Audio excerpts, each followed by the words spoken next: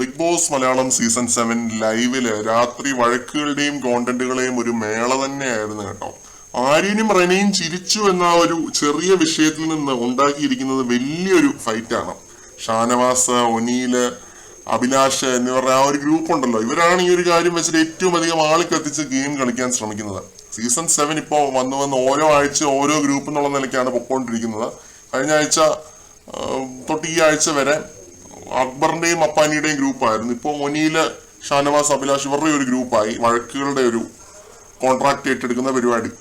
അപ്പോൾ ഇതിലിപ്പോ ഷാനവാസും അനീഷും തമ്മിലൊരു ഫൈറ്റ് ഉണ്ടായിരിക്കുകയാണ്. സ്ഥിരം ഉണ്ടാവുന്നതാണ്. എന്താണ് ഇതിന് ഇത്ര പുതുമയെന്നും പ്രത്യേകത എന്നും ഒക്കെ നിങ്ങൾക്ക് തോന്നിയേക്കാം.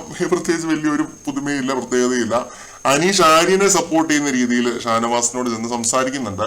ആര്യന് രാവിലെ തുടങ്ങി വയ്യാന്നും ആ ഒരു ഫിസിക്കൽ ടാസ്ക് ചെയ്തതിനു ശേഷം ആളാകെ വല്ലായ്മയിലായിരുന്നു എന്നൊക്കെ അനീഷ് പറയുന്നുണ്ട്. അപ്പൊ ഷാനവാസ് പറയുന്നു, മലയാളി ഓഡിയൻസ് പൊട്ടന്മാരാണെന്ന് വിചാരിക്കുന്ന കോടന്നൂർ പിശാശേ പോടാ എന്ന് പറയുന്നുണ്ട്. നിന്നോട് അത്രമേൽ എനിക്ക് റെസ്പെക്ട് പോയിരിക്കുന്നു ഷാനവാസ എന്ന് അനീഷ് പറയുന്നുണ്ട്. എന്തായിരുന്നു ഇവർ തമ്മിലുള്ള ഒരു റുട്ടീൻ വഴക്ക്. ആര്യൻ ചിരിച്ചു എന്നൊരു കാര്യം പറഞ്ഞ് കഥ പറഞ്ഞ ശൈത്യക്കില്ലാത്ത പ്രശ്നമാണ് അവിടെ പലർക്കും. ശൈത്യയാണ് അവിടെ ഏറ്റവും കൂടുതൽ പൊട്ടിത്തെറിക്കേണ്ടത്. കാരണം കഥ പറഞ്ഞുകൊണ്ടിരിക്കുന്നതിനിടയ്ക്ക് ആരെങ്കിലും ഒരാൾ ചിരിച്ചു നമ്മൾ വെറുതെ വിടുവോ? നമ്മൾ അവിടെ ഏറ്റവും വലിയ പ്രശ്നം ഉണ്ടാക്കുകയാണ് നമ്മൾ ചെയ്യുന്നത്. പക്ഷെ ശൈത്യക്ക് ഒഫൻസീവായിട്ട് തോന്നാത്ത ആ ഒരു കാര്യം അവിടെ വേറുള്ളവർക്കാണ് ഒഫൻസീവായിട്ട് തോന്നിയിരിക്കുന്നത് എന്നുള്ളതാണ് ഇതിൻ്റെ അകത്തെ ഒരു ഐറണി.